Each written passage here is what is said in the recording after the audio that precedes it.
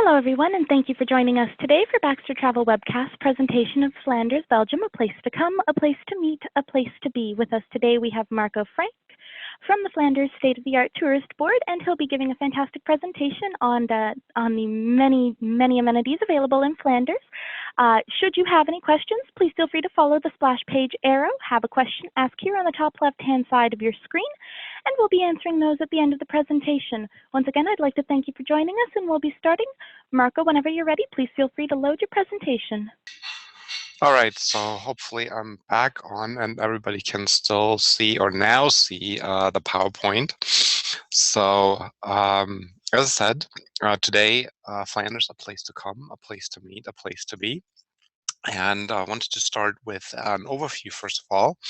As you now hopefully can see on this map here, the yellow part here is the northern Dutch-speaking part of Belgium that is considered Flanders. So it is basically like a province in Canada, except it's a much smaller, quote-unquote, province or region within the country of Belgium. It's very close to other major metropolitan areas within Europe, be it London, Paris, Amsterdam, or Cologne. And there are 6 major cities that are usually quite well known, at least some of them. Of course, the capital also of the country, Brussels, then the seaport city of Antwerp, Bruges, Ghent, Leuven, and Mechelen. And a little bit later in the presentation, I'll show you also a topographic map that gives a little bit more of a better understanding of how each city falls within the region. What are our core travel themes, the core experiences that travelers can have when they visit Flanders? So first of all, there's gastronomy, and the gastronomy aspect is a whole bandwidth of experiences, starting from food to beer and chocolate. And so again, we'll get into that in a little bit of detail. Art and architecture, cycling, and last but not least, fashion and design. What Flanders is in particular known for is cutting-edge craftsmanship. And what we mean by that is, as you can see here on the images, there's a lot of handcrafted skills that are still used nowadays, be it in the chocolate making here on the left, lace making, or beer brewing. So it's a very custom experience that travelers can have. It's not, so to speak, like a mass-produced, mass market experience. It's really like a custom-made, cutting-edge craftsmanship. So people are really masters in the trade. They know what they're talking about. They know the skill sets. As I had said, there's 4 core travel themes, so let's just explore each one in a little bit more detail. Gastronomy. Why is gastronomy so important for us? Because Flanders is essentially at the crossroads of Europe, and it has been exposed to different influences. Number one, by its geographic location, being really so central in Europe, but also by the history. When you think back in history, how many other different European nations have actually owned or occupied at some point of time Flanders, you will find that there was the Spanish, there were the Dutch, there were the Austrians, and each nation, each country has left its footprint in Flanders, and that is really visible nowadays also in gastronomy in particular. Think of all the great Belgian chocolates that you find there, the Belgian fries, the mussels, the beer, the waffles. It's really like a food lover's paradise. And what a lot of people do not know is also a number of Michelin star restaurants. Actually, if you count the Michelin stars on a per capita basis, it's the most Michelin stars anywhere in Europe. So there's a lot of high-end fine dining. Let's move on to art and architecture. In Flanders, the history and art and architecture is really omnipresent. And each generation has really left its mark, and that forms a layer upon which the new generation basically builds upon. And in effect, what you have is a lot of UNESCO World Heritage cities and sites, like Bruges, for example, here. You have very famous painters and sculptors like Rubens, Van Eyck.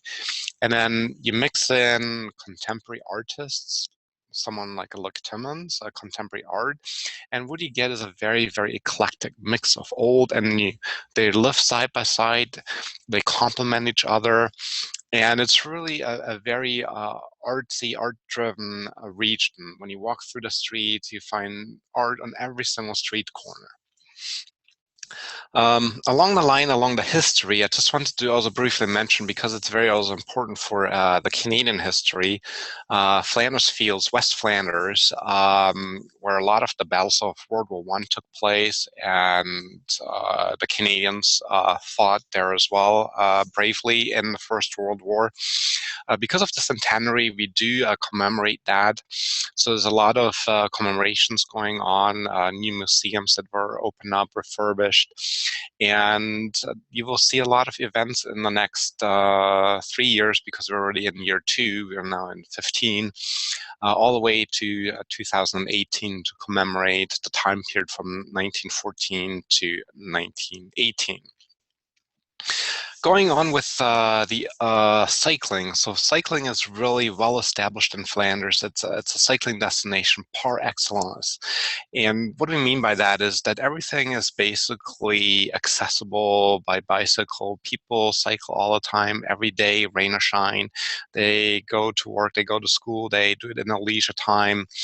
And everything is really the infrastructure suitable for a lot of cycling. And it's the leisurely cycling that you can do, but you can also do sportive cycling if you have clients that are cycling enthusiasts that are passionate about cycling. Flanders is really the destination to go. There's a lot of famous races going on, for example, Tour de Flanders.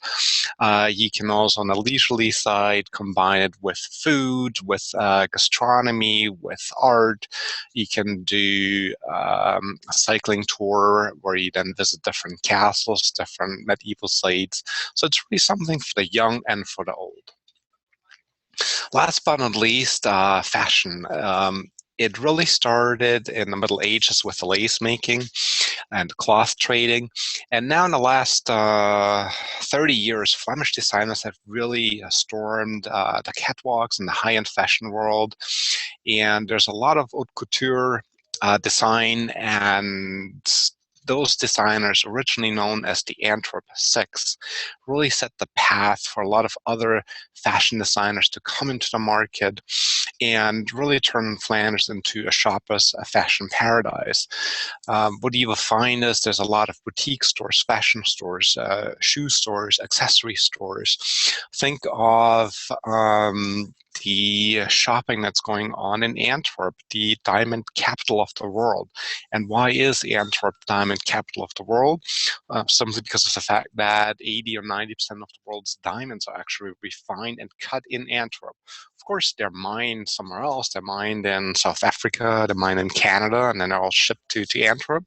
And all the refining happens there, and then they're again shipped out to the destination countries where they're sold. What is our 2015 promotional travel theme? Because we do have one theme that we want to highlight in particular. And the item that we want to highlight is beer, Belgian beer. That is the item on the agenda for 2015. What that means is that we've just come out with a new beer brochure. It's available. It's available as a hard copy. It's available online. It's a great brochure that details all the different breweries, museums, beer tours, beer festivals. You will also find a lot of new international beer campaigns that we're starting and running. In the summer, there will be a new website, a new digital presence of beer in Flanders. We're also launching and promoting bookable beer itineraries. And you will also find a lot of promotional events, PR events, all surrounding beer. So beer is the promotional item that we want to highlight this year. I guess one of the reasons is also that next year we're potentially looking at recognizing or having the Belgian beer culture recognized by the UNESCO. So it's really claim to fame, so to speak. And then really looking far into the future in 2019, we have tentatively scheduled the launch of a Belgian beer temple. So stay tuned for more updates on that.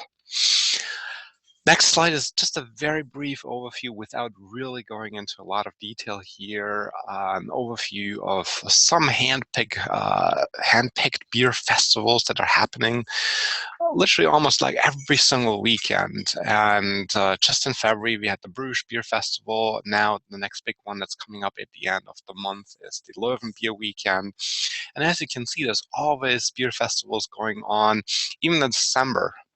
December's Christmas time, typically in Flanders. So we'll just combine the season Christmas and beer, and that's called the Christmas Beer Festival. So why not?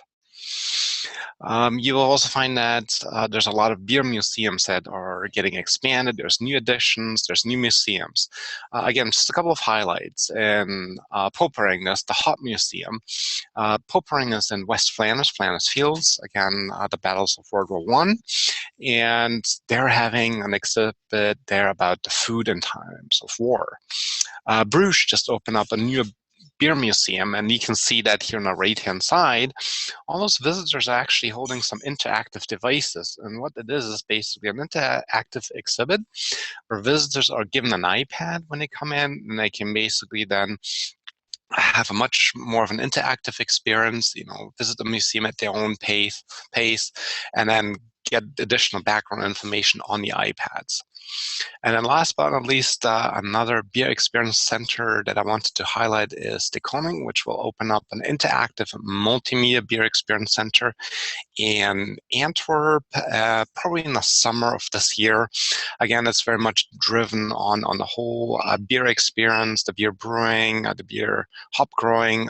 Very interesting concept, and I hope to see it myself once it opens up this summer. So let's just get now to the core topic of our webinar today. Why is Flanders a place to come? This year in particular, and also next year. It is particularly a place to come because we still offer the small town feel. And by what I mean by that is it's really the small town feel is the boutique experience that the traveler is really looking for nowadays in 15 and 16. They're not really looking for the big places that they've already been to. So Flanders is really a great place to come back to Europe once you've already seen the big destinations, once you've been to the other big European countries. And if you want to come back and experience something a little bit different, then it's really definitely the place to come for a second visit. We also offer very short travel distances. As you could see on the map, on the overview map, Flanders is really small, it's really tiny. If you were to compare it to a US state, I think it's hard to compare it to a Canadian province, but if you compare it to a US state, it's about the size of Connecticut. So that's very, very small. And the flexibility of hotel stays is given because you can literally decide just to stay in one city, and then from that city really venture out and visit everything else. Or if you wanted to stay in all different other destinations, by all means, you can stay in Brussels, in Bruges, in Leuven, Mechelen, Antwerp, and then travel around if that's what you want to. It's easy to travel around because of the excellent infrastructure. There's a great road network, great train network. The trains are reliable. They run frequently. It's easy to buy tickets, and it's really easy to navigate, and it's affordable as well. It's not very expensive. Of course, as I had pointed out, Flanders is really also part of the European experience, which means that if you have a client that wants to go to London and Paris, it's easy, under 2 hours here in Flanders, or the other way around. If they want to go to Brussels and then venture out from there and see London, Paris, or Amsterdam, that they can really easily do that. The exchange rate, and I have to apologize, just noticed I'm still talking about the euro-US dollar exchange rate, but of course it's also valid for the euro-Canadian dollar exchange rate, but the chart is actually correct here. What you can actually see is that the euro is actually relatively cheap now. For €1, you just pay about $1.33 right now.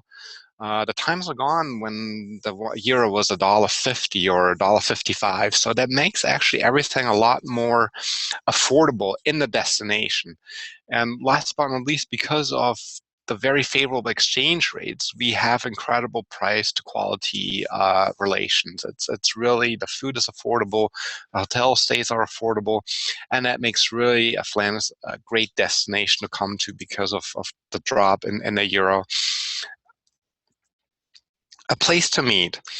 This is just for completeness. I will not spend a lot of time on that. Why is Flanders a great place to meet? So it's a great place to meet for meetings, business travel. As a matter of fact, actually 50% of all the travel to Flanders is for business meetings, business conferences. Brussels is an internationally recognized destination. It's headquarters of the European Union, NATO. A lot of multinational corporations are headquartered or have the European headquarters in Brussels. And again, we offer good price quality correlation for meetings. It's new infrastructure, new hotels, but also train infrastructure, new meeting spaces. It's sustainable accessibility. What I mean by that is actually there's two aspects to that.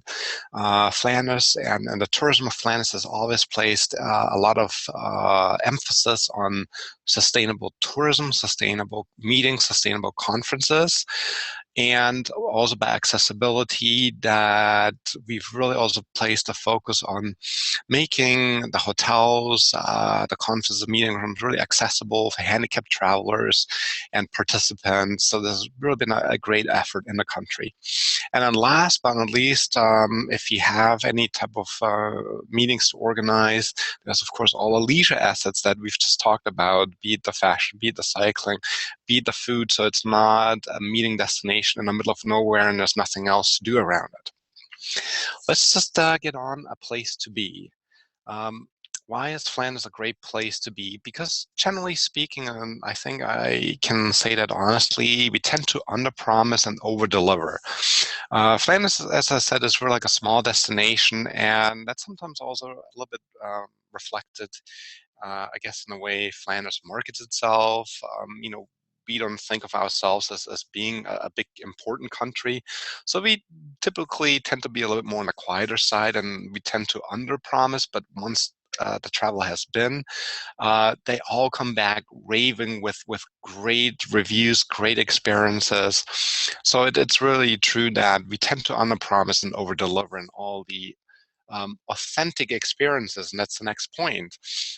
It is really an authentic experience that you and your clients can have there, and it all ties into the cutting edge craftsmanship, what I said. It's not, as said, the mass market approach where you get a cookie cutter approach and an off the shelf product. You really get special skills, be it in the beer brewing, be it in the chocolate making, be it in the cooking. So it's really an authentic experience that you and your guests can have there. There's also, of course, the great proximity to other destinations within Flanders. As I have pointed out, it's really easy to navigate around. If you decide to stay in Brussels, by all means, you can do that and then just venture out, or go to any other city and from there venture out.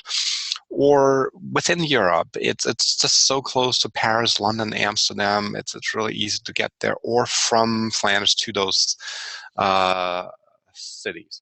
English is really widely spoken. That's really easy to navigate around with English. Everybody speaks it basically. Everybody speaks it well.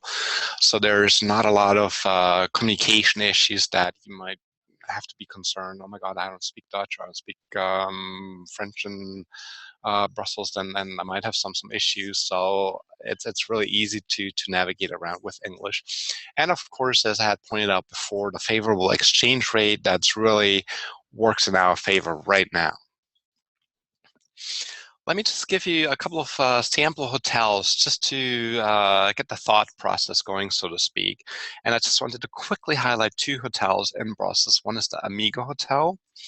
And the Amigo Hotel is very close to the Grand Place. It used to be a former prison and has now been converted to a five-star high-end luxury hotel.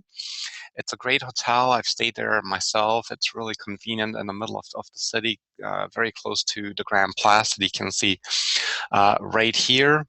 They offer a number of different rooms, rooftop terrace, and for the travel that's really looking for like an upscale experience, that's a great hotel. 173 stylish rooms, 19 suites. Nice hotel with also a fine restaurant, great food there at the restaurant. I can definitely recommend that hotel without any hesitation.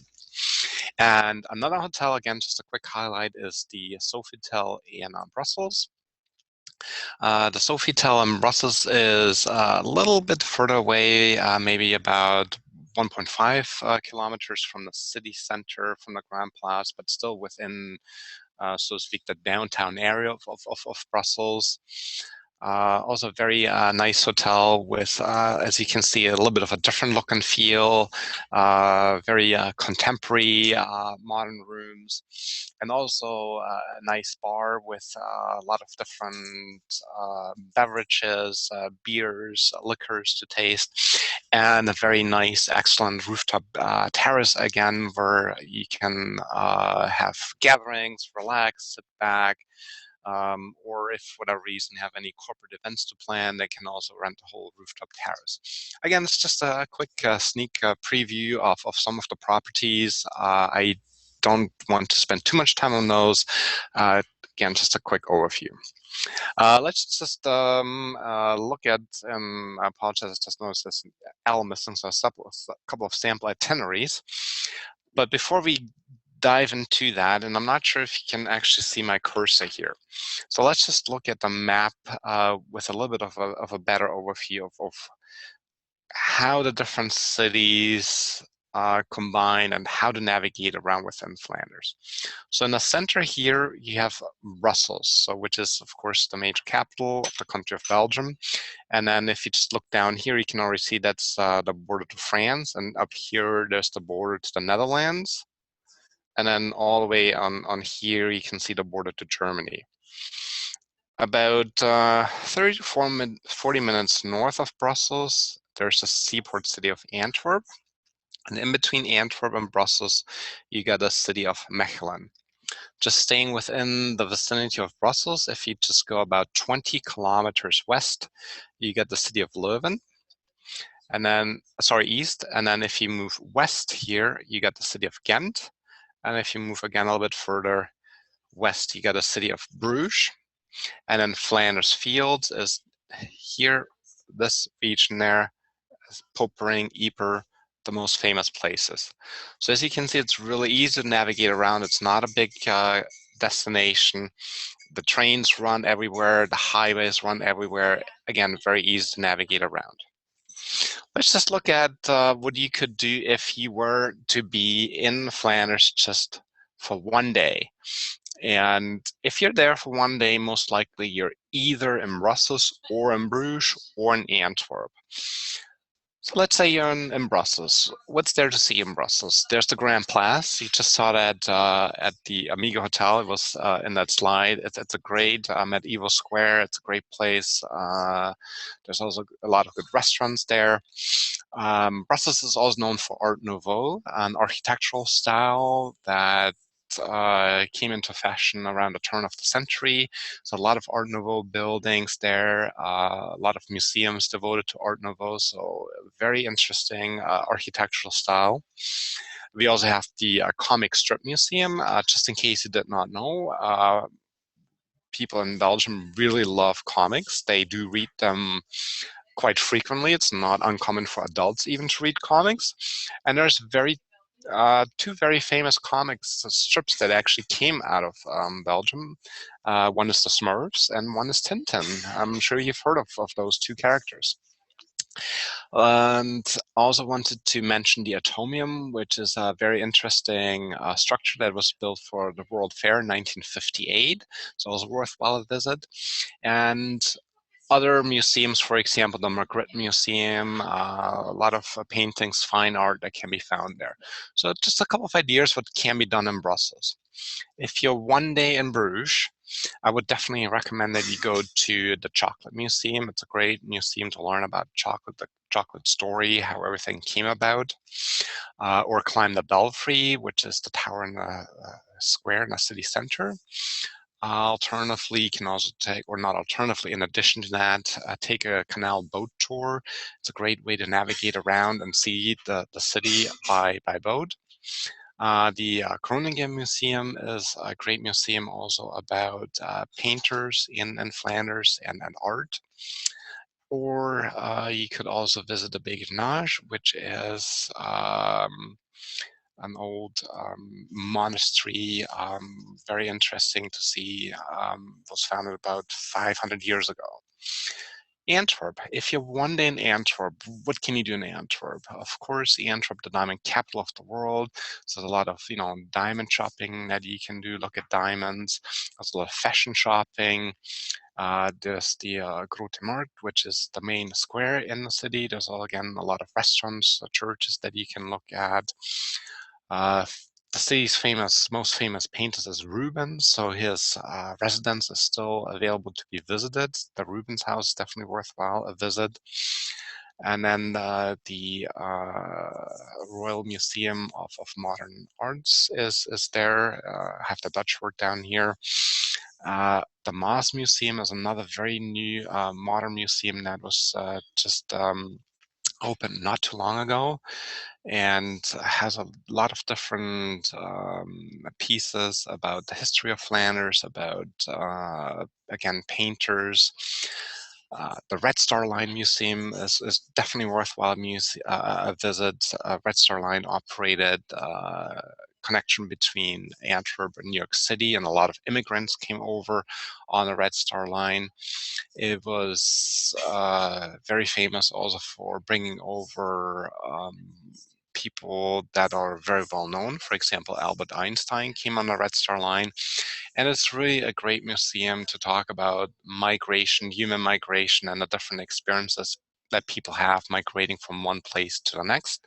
And then last but not least, maybe also the zoo in Antwerp is definitely also worthwhile a visit.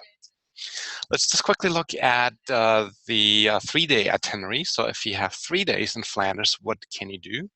My recommendation would be that you dedicate 1 day to Brussels, then either or Bruges or Ghent, and another day to Antwerp. As I had pointed out, there's definitely, again, the flexibility of hotel stays. So you can either stay in Brussels, because, again, it's relatively central, or you can decide to stay in Ghent or Antwerp and from there venture out. Or if you wanted to move around and really have the different experiences, by all means, stay in all those different cities, stay in Bruges, stay in Antwerp, stay in Ghent or Brussels. Since we have not yet talked about Ghent, what's there to see in Ghent? And Ghent is very famous for the Van Eyck altarpiece. It's actually currently under restoration, but you can still see it because they're restoring it panel by panel. There's the very famous Castle of Counts. There's actually an image of that in the lower right-hand corner. It is a basically completely restored medieval castle. It's very interesting, not just to see, so to speak, a ruin where everything just crumbles down and stones are falling apart. This one actually is still very much in fully restored and in working condition. Then we got the Triple Coat, which is actually a very interesting Gin or Geneva bar again, it's definitely worth a visit. And the owner is an absolute character. He knows everything about gin there is to know. Then we have the Tierrington Mustard Store or Factory. It's a very spicy mustard that's been created for more than 200 years. And it's a great way to really try something really authentic in Ghent. It was so good, I had to buy a whole jar, and I'm still using it, and I'm so glad I'm actually going back next month so I can actually restock. That is an absolutely fantastic mustard. Then we got the SMAK, which is one of Europe's most dynamic modern art galleries. Very interesting exhibitions about the Belgium art scene. And as excuse me, as I had said, all of Flanders is very artsy. So what do you find also in Ghent is actually there's a graffiti wall, which is an official wall that graffiti artists can actually use and spray their art on. Again, it's the whole eclectic mix of the traditional art and the modern art that really comes together in Flanders. And then last but not least, every year there's a light festival going on in Ghent, and you can actually see an image there in the middle. They really illuminate a lot of buildings, have light sculptures, light art, and it's a really great festival that happens every year in February. 5-day itinerary. What could a 5-day itinerary look like? My recommendation would be that 1 day Brussels, actually 2 days Brussels, 1 day Ghent, 1 day in Bruges, and 1 day in Antwerp. If for whatever reason your clients say, well, 2 days is a little bit too much in Brussels, is there any alternative there? Then optional, I would recommend that your clients visit Flanders Fields. You can see an image here, the Manning Gate in the upper right-hand corner. Again, very important for our and also the Canadian history. Or you visit Leuven. There's an image here of the Grote Markt, so the big market in Leuven, which is the beer capital of the world, I would almost say, with AB InBev being headquartered in Leuven, the biggest brewing company in the world. Or visit Mechelen, the great city between Brussels and Antwerp. They got actually a great skywalk here. You can see an image there. You can actually walk all the way to the top and then see everything, if it's a nice day, from all the way from Brussels to Antwerp. So that would be my recommendation for a 5-day itinerary. Let's just quickly look at some practical tips. So the languages, as I said, is usually not a big problem. Dutch is the official language, but English is widely spoken, well spoken. And then you also find that Brussels, they do speak a lot of French there. It's more or less a French-speaking city. The current is 230 volt. For the US type or North American type of plug, you would need an adapter because we use round ones, not rectangular ones. The currency is the euro. Credit cards are widely accepted, so it's usually not a big problem to pay by credit card. An interesting way to experience more and to save are actually so-called city cards. So what a lot of cities offer are so-called city cards that combine various attractions into a single price. And then you can use the city card to get access to various museums, tours, use the public transit system. So that's actually like a great way to experience a city, not to worry about, can I afford this museum? Do I have enough change for the bus? Can I get here? You just get one city card, and then a number of different offers, museums are included. Store opening hours are typically from 10 in the morning to 6 in the evening.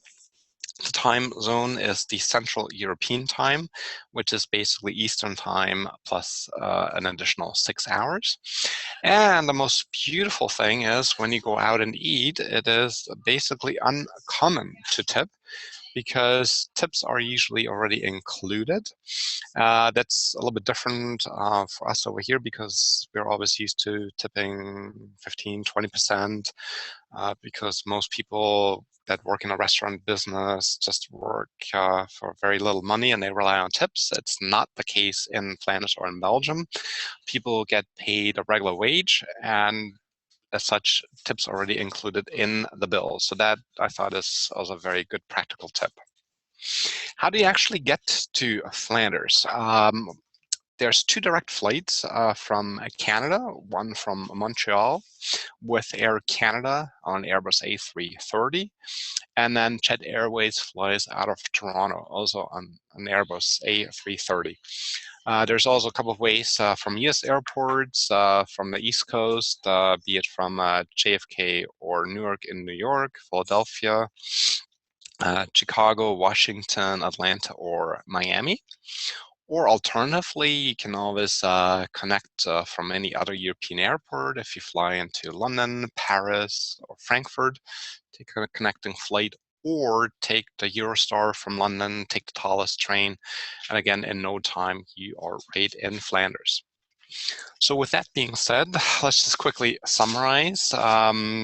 What are we known for? Again, the core travel experiences that your clients can have are the gastronomic experiences with all the great beers, chocolates, Michelin star restaurants, the art, architecture, history, not to forget Flanders Fields here, cycling for the professional cyclists, the semi-amateurs, the amateurs, the leisurely cyclists, and of course the fashion, the shopping, the jewelries, the diamonds. So my question for you is, what are you waiting for? I hope to see you in Flanders very soon. Thank you. And thank you very much, Marco, for joining us today, and to all of our listeners at home and at work for joining us as well. Now, we do have some questions, and at this point, I would like to remind everybody that should you have any questions for Marco, please feel free to write those. The question and answer box is on the top left-hand side of your screen. With that in mind, let's open the floor. Anonymous would like to ask, Marco, can you recommend a good website for an association of small, unique hotels in Antwerp? I can the Visit Antwerp website is actually a pretty good website that includes hotel information about all the major hotels in Antwerp, and also some additional information about everything else that's there to do in Antwerp. So in addition to maybe some additional background information, in addition to the Visit Flanders, our tourist office for Flanders and Brussels, our website. Each city also has their own website and tourist office, and those websites are good if you wanted to find some very specific information about hotels in that city. But also our website is good for that. You can also find some hotel information on our website as well. So those are the 2 sites I would go to, either our site for hotel information or the Visit Antwerp website. Fantastic. Thank you for that. Now, Marco, Sue Archer would like to ask if you have your contact information. If not, I do have that available to read out loud. But Marco, if you have a slide with that on, by all means, please feel free to switch to it. I do not have a slide because it's just so easy, and if everybody just listens, then it should. But we can also mail it out, so it's very easy. It's just my first name, Fantastic. Marco, so MARCO, at visitflanders.us, and I apologize, it's a .us address. We do not have a .ca, so it is Marco, MARCO, at visitflanders.us. Fantastic. And for all of our listeners that are interested, we will be sending out that information shortly following the recording. So if you haven't had time to write that down, please don't worry. Thank you again, Sue, for that question. Debbie would like to know, Brussels, the Mannequin Museum is a must-see, a beautiful city. Thank you for that. And Andrea would like to ask, she's arriving on RCCL Anthem of the Seas on May 1st of 2015, public transportation from the port to Bruges. She's planning to book a tour with Cruise for Tour, but you may have a suggestion. She has been to Bruges many years ago, says it's magical, the mini Venice of Belgium. So if you have any information regarding transfers from the public transportation from the port to Bruges, Marco? What port is she coming into? Okay, Andrea, if you could please write that in the question and answer box.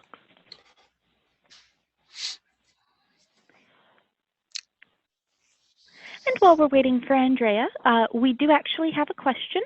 So, Marco, for a traveler traveling on their own or traveling solo, Yes. What degree of culture shock would you expect, or that you would advise them to expect when traveling? Minimal to none. I mean, this is all relative speaking. I mean, it depends on somebody's personal experience. If they have a culture shock or not. If somebody's well traveled, then they should have none. If they've never traveled before, then it will be definitely a positive experience. I would not call it a shock. I would actually maybe call it a culture enhancement or a culture experience. Fantastic. And we have heard back from Andrea. She says that the port was Zeebrugge. Okay, so Bruges. Let me double check exactly on the transportation, but there should definitely be some train connection, and I can provide some further details to her. Okay, so Andrea, we do see your question regarding the port being 10 kilometers away, but difficulties may be difficult to locate the train station. So Marco has said that he will be looking into that for you, and we'll be touching base shortly with that information. Once again, we do have a question from Anonymous. Marco, personally speaking, which is your favorite beer from Flanders? My favorite beer from Flanders are all the 1,500 beers that I have not yet tried. And the 100 that I've already tried are, of course, still my favorite, but I'm looking forward to all the other 1,500 that I've not yet tried. But okay, seriously speaking, there's just so many different ones. It's very hard to pinpoint me down. I can tell you the style of beer that I personally like are wheat-based beers. And there's a couple of great choices out there. So if you want to find your favorite beer in Flanders, my recommendation is go there, fly there, and then try a few of them. Excellent answer. Now, do we have any other questions for Marco at this time? If so, please feel free to write them in the question and answer box on the top left-hand side of your screen.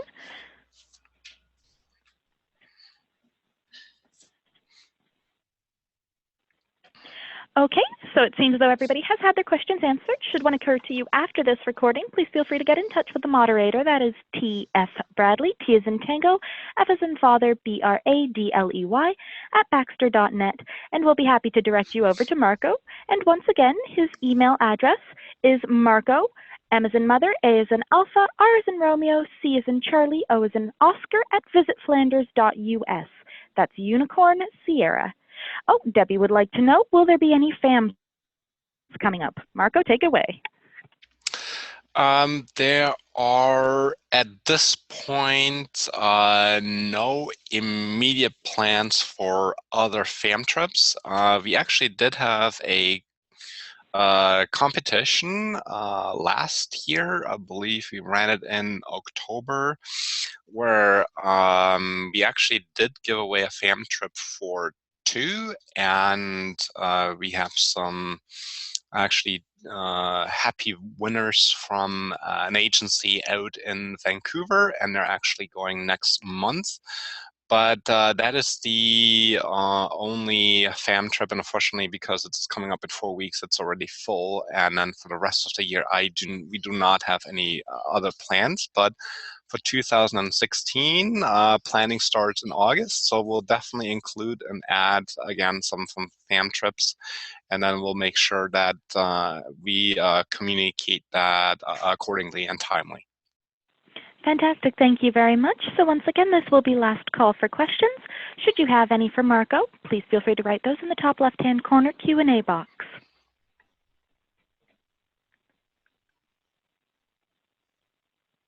All right, and on that note, I would once again like to thank Marco for joining us today. It has been a very enjoyable and very illuminating presentation, and I would like to thank all of the listeners at home and at work for following along and signing up. We hope to see you in Flanders. Thanks, everybody. All right, now everybody take care and please keep an eye on our upcoming webinar series. As I mentioned and as Marco has mentioned, occasionally Flanders will be making an appearance and we look forward to having him back with us again. Once again, thank you and have a great afternoon.